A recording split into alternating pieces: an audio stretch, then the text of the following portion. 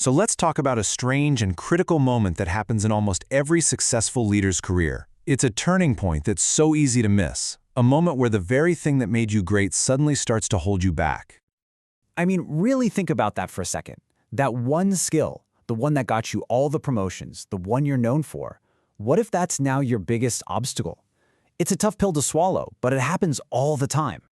All right, to really get what we're talking about, let me introduce you to someone named Rajesh. He's a legendary manager, a real high achiever, and his story, well, it's probably going to feel very, very familiar. See, Rajesh was an absolute rock star as a regional manager. His formula for success was just brilliant and simple. He knew every single detail.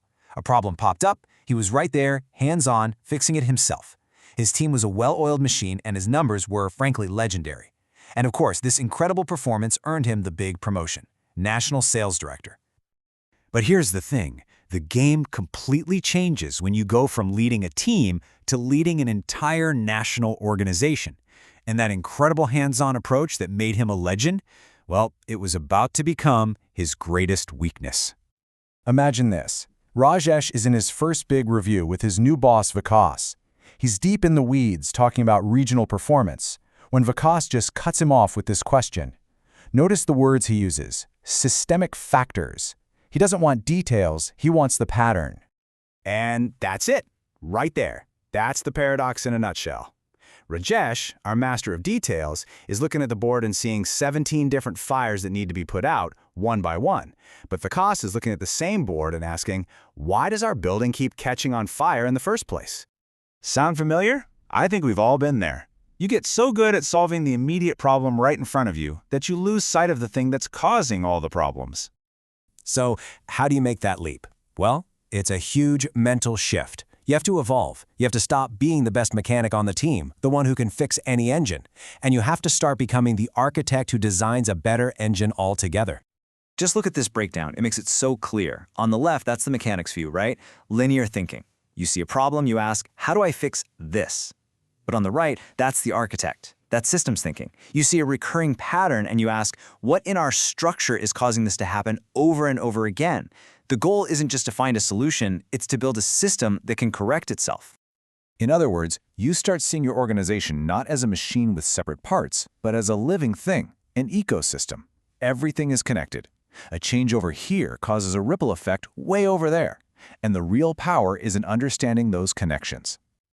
Now, this shift isn't just a personal struggle. It can be baked right into the culture. Take a place like India, for instance, where researchers found a power distance score of 77 out of 100. So what does a number like that even mean? Well, it means that culturally there's this strong, often unspoken expectation that the boss has the answers. Teams look to the leader for clear direction, and that same leader is held personally accountable for all the results. You can see how this creates a trap, right? It reinforces the idea of the leader as the chief problem solver.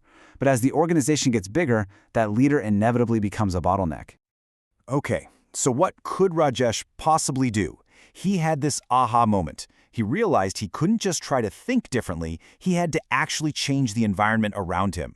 And he discovered 4 incredibly powerful levers to redesign the way decisions were made in his entire organization. First, he focused on information transparency. He made sure everyone could see the big national picture, not just their little piece of the pie. Next, he established clear decision rights, no more confusion about who owns what. Then, he built new feedback loops, meetings that were specifically about finding patterns, not just hitting numbers. And finally, he worked on aligning everyone's mental models, making sure they were all working from the same strategic playbook. And here's the absolute key. Rajesh stopped being the guy who made all the decisions. Instead, he became the guy who designed the system that makes the decisions. That's the leap. That's everything. So let's see the payoff. Fast forward 6 months. Rajesh is back in that room with Vikas, and he gets hit with that same tough question about declining market share. Only this time, his answer is completely different. He doesn't start listing off 17 different regional problems. Nope, he points to one single systemic issue. Their distributor incentives were all wrong. The system was paying people for moving a lot of product, not for selling the most profitable premium products. His solution wasn't a quick fix, it was to redesign the whole incentive structure. And the best part? This idea didn't come from him alone. It came from his teams, now that they could finally see the big picture and work together. And Vikas's response just nails it.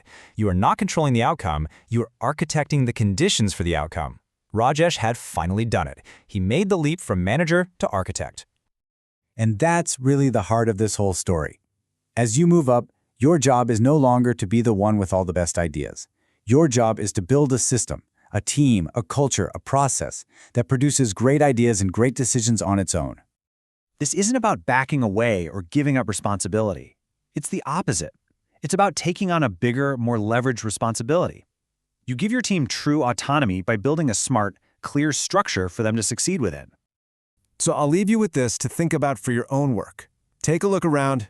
Are you spending your days managing the current system, just keeping the gears turning? Or are you spending your time architecting the next one? The answer to that question might just define the rest of your career.